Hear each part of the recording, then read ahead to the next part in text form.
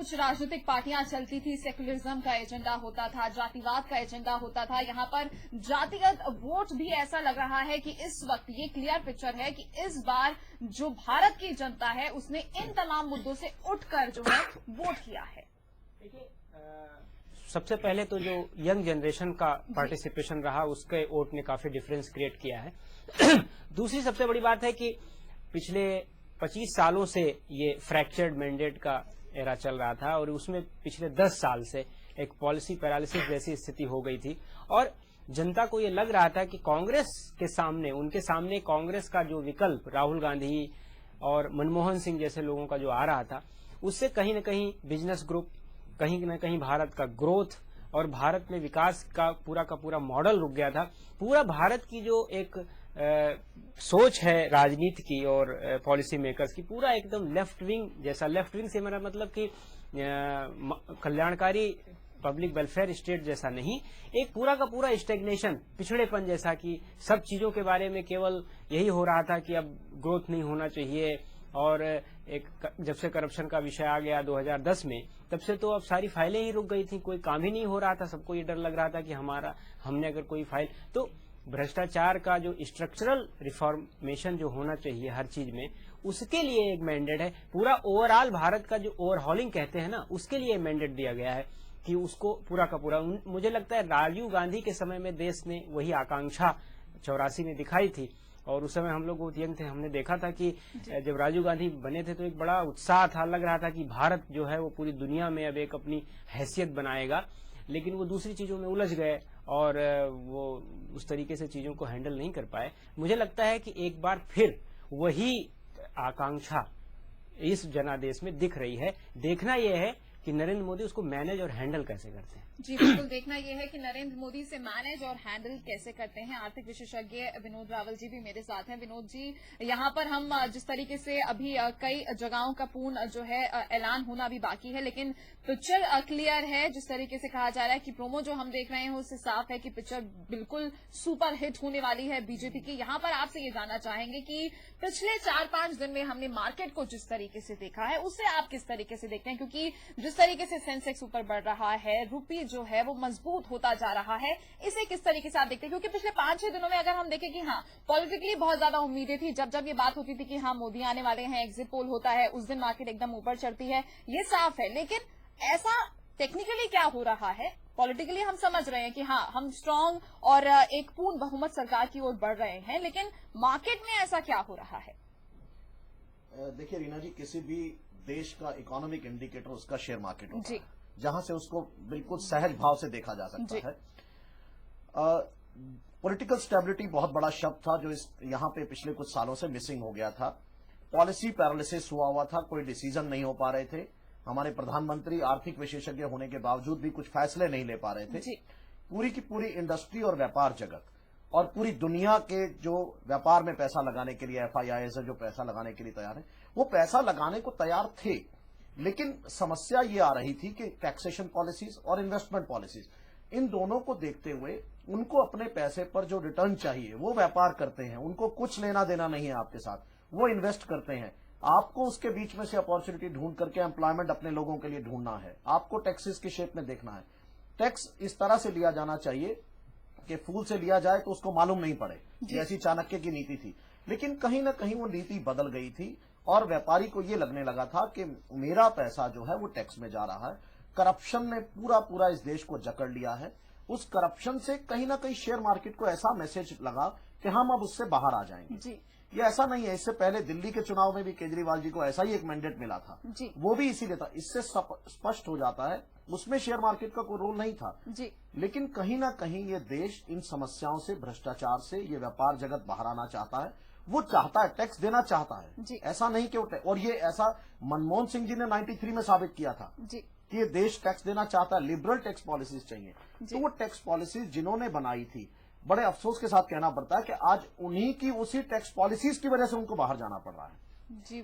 वो share market का जो आप उछाल देख रही हैं, इसके बीच में कुछ अगर और निकल के आता है तो बाद में पता चलेगा, क्योंकि सेबी बिल्कुल इसके ऊपर सीधी नजर रखे हुए हैं और कोई भी चीज अब नॉर्मल होते ही उनके नोटिस इशू हो जाते हैं।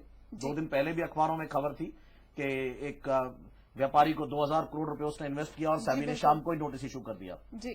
तो ऐसा नहीं है, अब वो पहले जैसी बातें नहीं रही जो हर्षद मेहता स्कैम और वो सब स्कैम हुए थे, वो ऐसा लगता नहीं इतना बड़ा कुछ होगा। लेकिन अगर हम उसको ध्यान से देखने की कोशिश करें तो ये एक खुशी का माहौल दिखाई देता है, आशावादिता दिखाई देती है इसके अंदर। जी, और इस वक्त यहाँ पर एक अच्छी खबर बीजेपी के लिए एक और क्लियर पिक्चर थी। सुषमा स्वराज विदिशा से जीत गई हैं। भोपाल से हमारे साथ जुड़ गए हैं हमारे संवाददाता सौरभ गुप्ता। सौरभ, यहाँ पर सुषमा स्वराज ने जीत का परचम लहराया है, लेकिन एक बात खास है कि कहीं ना कहीं वो एक परेशानी का सबब जरूर बन रही है, बीजेपी के लिए नाराज चल रही हैं।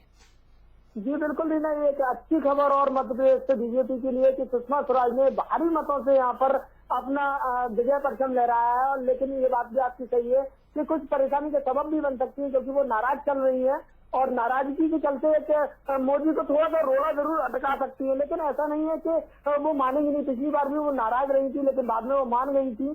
तो इससे ये देखने को मिल रहा है कि बीजेपी में सभी एक मत होकर एक चलने का दावा कर रहे हैं। कहीं ना कहीं नाराज है तो मान लिए जाएंगे, मना लिए जाएंगे। और यहाँ सुषमा स्वराज ने विदिशा से एक लंबा चौड़ा जीत दर्ज कराई है। अपनी 3,10,000 मतों से उन्होंने अपनी जीत को दर्ज कराया है। 3,10,000 मतों से जीती हैं यहाँ पर सुषमा स्वराज विदिशा से। हमारे पॉलिटिकल एडिटर विद्याशंकर तिवारी जी भी हमारे साथ बने हुए हैं। विद्याशंकर जी, तो यहाँ पर जो कहा जा रहा था कि नरेंद्र मोदी की लहर है, कहीं ना कहीं ये साफ तौर से एक सुनामी की तरह दिख रहा है, जिस तरीके से क्लीन स्वीप कर रही है बीजेपी कई जगहों पर।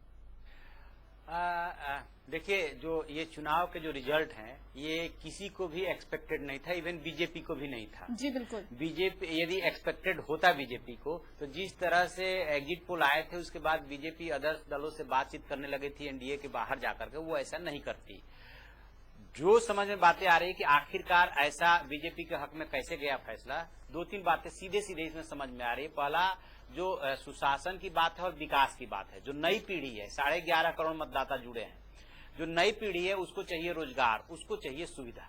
तो एक तो ये फैक्टर दिख रहा है। दूसरा, जो लोग इस बात से सहमत न हो कि ध्रुवीकरण नहीं हुआ, ध्रुवीकरण इस चुनाव में हुआ है। और उस ध्रुवीकरण में जाति एवं धर्म की जो दीवारें थी, जो बंधन था, वो टूटा है। आपको याद होगा कि जब भी मोदी जाकर के उत्तर प्रदेश में गरजते थे या पश्चिम बंगाल में जाकर गरजते थे, तब ममता दी का और मायावती का बयान आता था और वो मोदी के बारे में उल्टा सीधा बोलती थी। इसकी वजह यही थी कि वो उनके वोट बैंक में जाकर के सीधे सीधे सेंध लगा रहे थे। अभी तक मायावती के बारे में ये माना जाता था कि उनका जो वोटर्स होता है वो साइलेंट होता है, उसे शोरगुल से मतलब नहीं होता है और वो डेडिकेटेड है। लेकिन इस चुनाव ने उस डेडिकेटेड वोटर्स को भी स्कैटर्ड कर दिया है। बिल्कुल, डेडिकेटेड वोटर्स भी अब जो हैं रुख बदल रहे हैं अपना। और कहीं ना कहीं ये पिक्चर अमिताभ जी उत्तर प्रदेश में साफ तौर से दिखाई दे रहे हैं, क्योंकि काफी आश्वस्त थे और यहाँ पर इसका श्रेय अमित शाह को भी जाता हुआ क्लियर दिखता है। हाँ, निश्चित रूप से जो क्योंकि किसी को यकीन नहीं था कि हाँ उत्तर प्रदेश में बीजेपी ऐसा कर सकती है। जब अमित शाह ये कहते थे तो लोगों को लगता था कि नहीं, ऐसा पॉसिबल नहीं है। कहीं ना कहीं उत्तर प्रदेश में ऐसा इतिहास रहा है, उत्तर प्रदेश में इस प्रकार का समीकरण है वहाँ कि इस बात की संभावना उत्तर प्रदेश में 90 के बाद भारतीय जनता पार्टी जो भी वहाँ कमजोर हुई वो बीएसपी की कीमत पर कमजोर हुई। और भारतीय जनता पार्टी का सारा जो वोट बैंक है धीरे धीरे बीएसपी में शिफ्ट होता चला गया। इसलिए वहाँ समाजवादी पार्टी के बढ़ने या न बढ़ने से भाजपा को नुकसान नहीं हुआ, पूरा का पूरा वोट बैंक जो है बीएसपी को शिफ्ट हो गया था। इसीलिए मायावती इस बार परेशान थी और बीएसपी को जब बीजेपी ने इस बार खत्म किया है तो बीजेपी की सीटें बढ़ गई हैं। ये समीकरण बीजेपी के साथ 1991 में था, इसलिए भाजपा इस बात को जानती थी और अमित शाह ने उसी समीकरण के आधार पर काम किया। और जो नौजवान इस बार नया जुड़ा उसने इसमें और भी ज्यादा चार चांद लगा दिया और उसने और भी जबरदस्त तरीके से उसको सीटों को बढ़ा दिया। जी, नौजवान ने भी इन सीटों को बढ़ाया है। और यहाँ पर आपसे जानना चाहेंगे विनोद जी, जिस तरीके से अब जो तस्वीरें निकलकर सामने आ रही हैं और अगर नरेंद्र मोदी की हम बात करें और उनके डेवलपमेंट प्लान, जिस तरीके से गुजरात मॉडल की बात की जाती है, यहाँ पर कहीं ना कहीं मोदी को हम लकी भी कहेंगे। जैसे ही मोदी वाराणसी से आते हैं तो अमूल जो है वाराणसी में अपना प्लांट लगाने की बात कह देता है, लेकिन यहाँ पर उसका श्रेय अखिलेश यादव को जाने की जगह नरेंद्र मोदी को जाता हुआ दिखेगा, क्योंकि नींव कहीं ना कहीं इसकी शुरुआत अखिलेश यादव ने की थी। मैं आपके साथ पूरी तरह से सहमत हूं। यही नरेंद्र मोदी की खासियत है जी। कि वो चीजों को इस ढंग से प्रोजेक्ट करते हैं, इस तरह से देते हैं कि सारा क्रेडिट उनके पास चला जाता है। इसी बात से बाकी पार्टी परेशान भी है, जी बिल्कुल। लेकिन ये उनका एक तरीका है काम को करने का।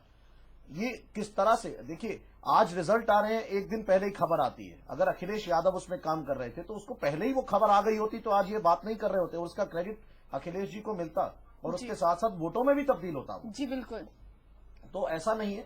सवाल यह है कि ये आर्थिक जो अब आगे हमारे पास जो समस्याएं खड़ी हैं, जीडीपी ग्रोथ जो बहुत कम है, हम डेफिसिट फाइनेंसिंग से कैसे बाहर आएंगे। आपको रोकना चाहेंगे इस वक्त लालकृष्ण आडवाणी ने साफ कहा कि आज वो और कुछ नहीं कहेंगे, और साफ तौर से उनका ये कहना है कि उनके इतिहास में ऐसे जो भी परिणाम आ रहे हैं पहले कभी नहीं थे, और एक राजनीतिक पार्टी ने इतनी मेहनत पहले कभी नहीं की थी। और साफ ये दिखाता है, इस बार के परिणाम साफ ये दिखाते हैं कि इस बार जो जनता है उसने वोट किया है महंगाई के खिलाफ, कुशासन के खिलाफ, भ्रष्टाचार के खिलाफ और खासकर परिवारवाद के खिलाफ। यहाँ पर मेरे साथ हमारे पॉलिटिकल एडिटर विद्याशंकर तिवारी जी भी जुड़े हैं, और इस बीच खबर ये भी आ रही है कि न्यू दिल्ली सीट से, जहाँ पर कांग्रेस 7 में से एक सीट, न्यू दिल्ली सीट ऐसी थी जहां पर लग रहा था कि पहले जब चुनाव जब हुए थे और एग्जिट पोल के दौरान भी वही एक सीट ऐसी लग रही थी जहां पर लग रहा था कि हाँ अजय माकन जीतेंगे, लेकिन खबर इस वक्त मीनाक्षी लेखी वहां से जीत गई हैं, अजय माकन को न्यू दिल्ली सीट से हराया है। विद्याशंकर तिवारी जी हमारे साथ मौजूद हैं। विद्याशंकर जी,